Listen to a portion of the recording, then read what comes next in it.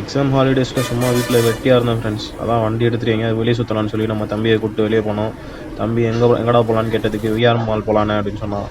சரி போய் பார்த்தா போகிற வழியில் சரியான டிராஃபிக். நம்ம அண்ணன் பாருங்கள் எப்படி போயிட்டுருக்காரு. அப்புறம் ஒரு வழியாக டிராஃபிக்கை கடந்து ஸ்ட்ரெயிட்டாக கோயம்பேடு சைடு போய்கிட்டே இருந்தோம். அங்கே வேறு ஒரு பெரிய டிராஃபிக் இருக்கும்.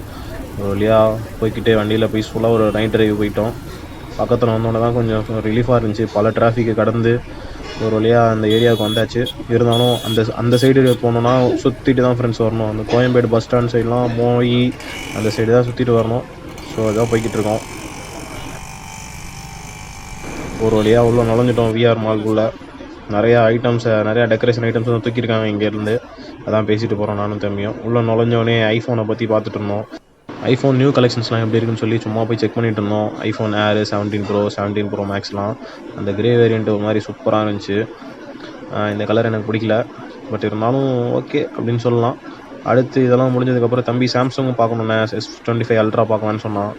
அதோடைய கேமரா ஃபீச்சர்ஸ்லாம் தம்பிகிட்ட போய் காமிச்சிட்டு இருந்தேன். தம்பி நானே பார்த்துக்கிறேன்னு சொல்லி நம்ம தம்பி நோண்டிகிட்டு இருக்காப்புல.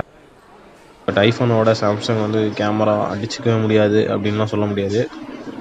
நல்லா இருந்துச்சு. நம்ம தம்பி ஃபோல்டு தான் சூப்பராக இருக்குன்னு சொல்லிட்டு இருந்து பார்த்துட்டு இருந்தாப்புல. இதெல்லாம் முடிச்சுட்டு அப்படியே ட்ரெஸ் கடைக்கு போகலான்னு சொல்லி போகிற வழியில் இந்த மாதிரி சில கிஃப்ட் கடைலாம் இருந்துச்சு. அதையும் பார்த்துட்டு ஸ்ட்ரெயிட்டாக போனால் இந்த சைடு அக்கா பாடிக்கிட்டு இருக்காங்க யாரோ. சரி அதெல்லாம் அந்தளவுக்கு சுமாராக தான் இருக்குதுன்னு சொல்லி அப்படியே நாங்கள் மேலே நடைய கட்ட ஆரம்பிச்சிட்டோம். அப்படியே எஸ்கலேட்டரில் போயிட்டு அந்த பாட்டை கேட்டுகிட்டே போனோம் மேலே. இதெல்லாம் முடிஞ்சோடனே நம்ம தம்பி ரொம்ப பசிக்குதுன்னு சொன்னாப்புல. அதான் வாடா தம்பி டேக்கோ சாப்பிட்லான்னு சொல்லி டேக்கோ கடைக்கு கொண்டு போனோம். டேக்கோ பெல்லுன்னு சொல்லி ஒரு கடைக்கு ஆர்டர் பண்ணி கொஞ்சம் ஒரு 10 நிமிஷம் வெயிட் பண்ணிட்டு இருந்தோம் ஃப்ரெண்ட்ஸ்.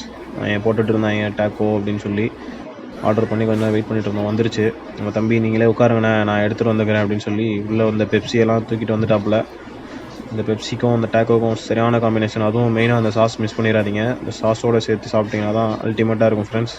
இப்போ வாங்க சாப்பிட்றத காட்டுறேன்.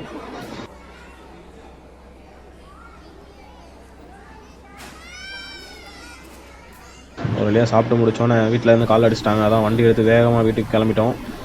போகிற வழியில் பார்த்தீங்கன்னா அந்த ரெட் மூன் மாதிரி ஒன்று சூப்பராக இருந்துச்சு. போகிற வழியில் அதோடய வியூவை பார்த்துக்கிட்டே ஒரு வழியாக போயாச்சு ஃப்ரெண்ட்ஸ். ஏன்னா எப்போவுமே ரிட்டன் போகும்போது ரொம்ப கடுப்பாக இருக்கும். ஆனால் அந்த மூனை பார்த்துக்கிட்டே போகும்போது போகிற டிஸ்டன்ஸ் தெரியல. அந்த மாதிரி தான் நம்ம தம்பியும் சொன்னாப்புல. போகிற வழியில் ஒரு வழியாக வீட்டுக்கு போய் சேர்ந்துட்டோம். ஓகே ஃப்ரெண்ட்ஸ், அடுத்த வீடியோவில்